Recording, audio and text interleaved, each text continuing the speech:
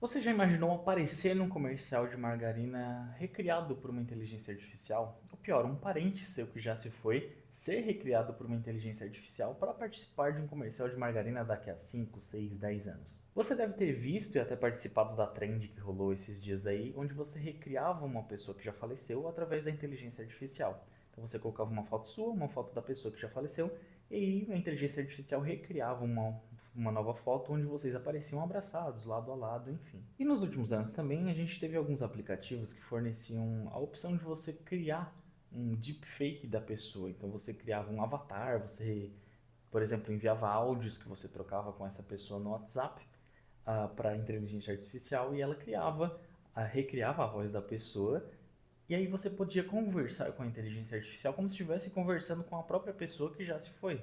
Além disso, a gente tem os chatbots, que estão atuando como terapeutas. Então você tem aí essas opções de aplicativos que eles se oferecem como terapeutas, como uma espécie de psicólogo para as pessoas que querem interagir com ele nessa função. E aí eu estava dando uma olhadinha em alguns estudos recentes sobre isso, e inclusive um da Universidade de Stanford apontou algumas coisas bem interessantes. No primeiro experimento, os pesquisadores mostraram a esses bots, a essas inteligências artificiais que atuam como terapeutas, alguns casos específicos de transtornos que algumas pessoas tinham para ver como eles responderiam como terapeutas. O que aconteceu foi que esses sistemas acabavam criando estigma em relação a algumas questões, por exemplo, alcoolismo, esquizofrenia, e acabavam afastando esses pacientes de tratamentos corretos. No segundo experimento, eles testaram como esses chatbots, essas inteligências artificiais, reagiriam em situações de risco. Então, eles simularam uma situação onde uma pessoa estaria tendo ideações perigosas. Você entendeu o que eu quis dizer com ideações perigosas, né?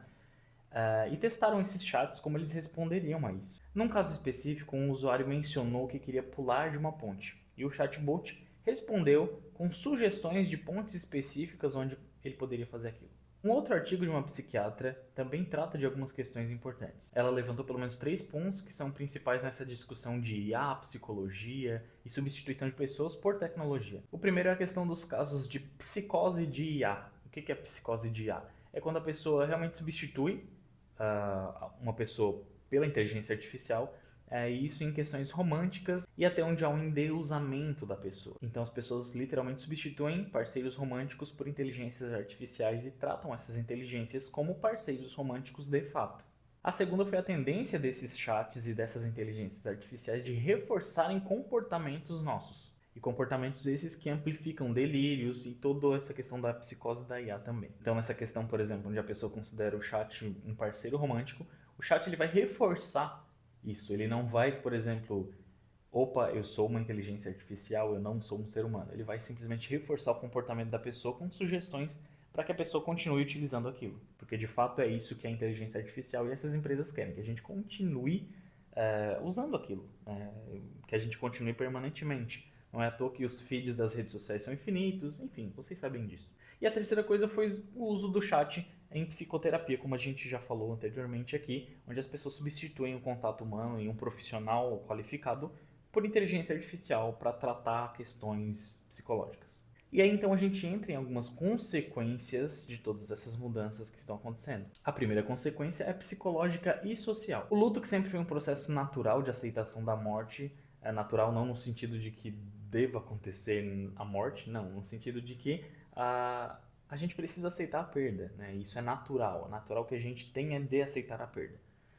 Agora, isso pode ser interrompido. Então, quando a gente recria pessoas através de inteligência artificial, a gente inevitavelmente acaba rompendo esse processo de aceitação do luto. A gente acaba fazendo isso, a gente reforça aquela questão da negação.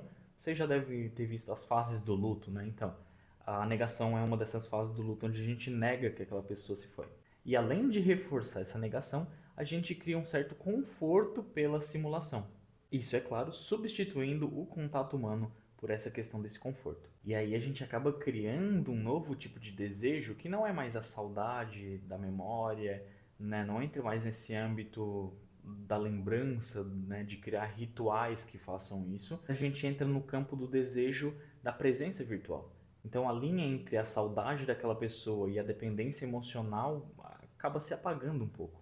A segunda consequência é ética e legal. Legal não no sentido de legal, mas de legislação, de lei. Quem pode autorizar o uso, por exemplo, de uma imagem de uma pessoa falecida? Eu acho que você nunca deve ter parado para pensar, você que participou dessa trend, gente, sem julgamentos aqui se você participou dessa trend ou não, né? Tranquilo. O que eu tô fazendo aqui é gerar reflexão a partir disso. Então você nunca imaginou, assim, por exemplo, que uma pessoa que já morreu gostaria ou não de participar disso? Gostaria que sua foto fosse exposta? Gostaria que a sua foto fosse entregue para essas grandes corporações de inteligência artificial? Porque você sabe que a partir do momento em que você coloca a foto lá, a sua foto está sendo usada para treinar a inteligência artificial de certa forma.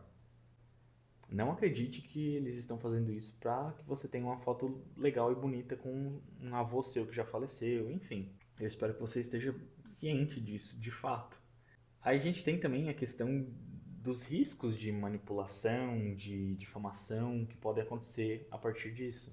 A gente pode recriar, por exemplo, vídeos com essas pessoas que já faleceram, mas a gente sabe que vai ter gente que vai recriar esses vídeos não para uma coisa legal, né? Você pode recriar isso querendo abraçar um parente seu que já faleceu, mas vai ter gente que vai recriar vídeos de pessoas que já faleceram para fazer coisas que não são necessariamente tão legais assim. Na maioria dos países não há uma legislação específica que regulamente isso, ou seja, se alguém fizer uma deepfake com o seu pai ou com a sua mãe que já faleceu, que já passou desta para melhor, e é uma deepfake, então é falsa, e o seu país está cometendo algum crime, por exemplo, não tem uma legislação específica que regulamente isso.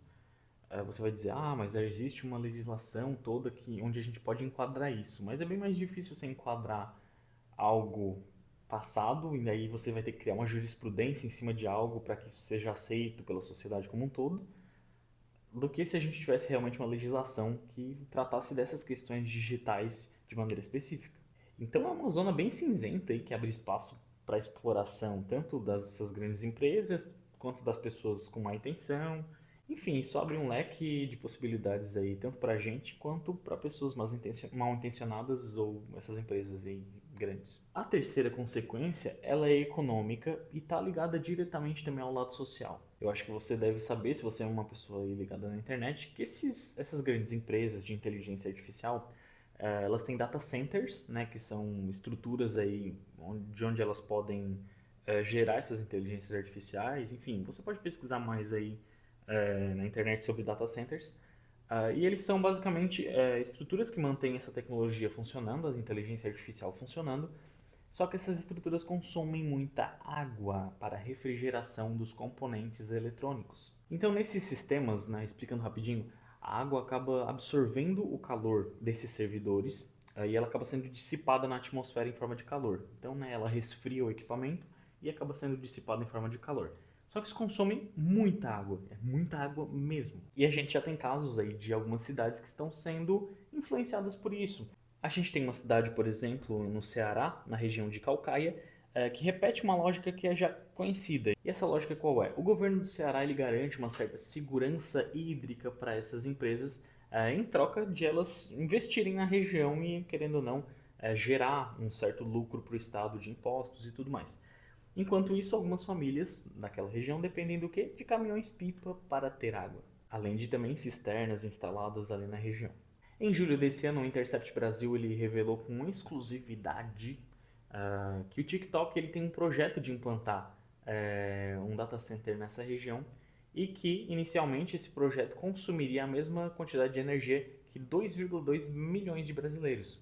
Então, se esse data center fosse uma cidade, seria a sétima cidade que mais consome energia no Brasil. A sétima. Isso gerou, inclusive, uma movimentação de alguns moradores ali na região para que esse data center não fosse instalado ali. E isso está sendo uma briga aí que está sendo travada ao longo desse último ano. E aí você deve se perguntar, diante disso, o que a gente pode fazer?